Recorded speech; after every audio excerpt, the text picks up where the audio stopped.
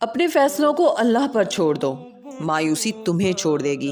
آج کی آیت کا ترجمہ شروع کرتے ہیں۔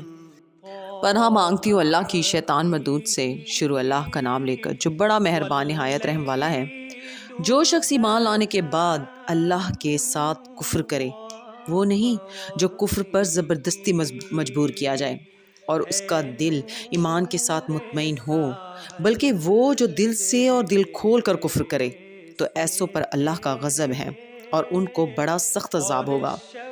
یہ اس لیے کہ انہوں نے دنیا کی زندگی کو آخرت کے مقابلے میں عزیز رکھا، اور اس لیے کہ اللہ کافر لوگوں کو ہدایت نہیں دیتا۔ یہی لوگ ہیں جن کے دلوں پر اور کانوں پر اور آنکھوں پر اللہ نے مہر لگا رکھی ہے، اور یہی غفلت میں پڑے ہوئے ہیں۔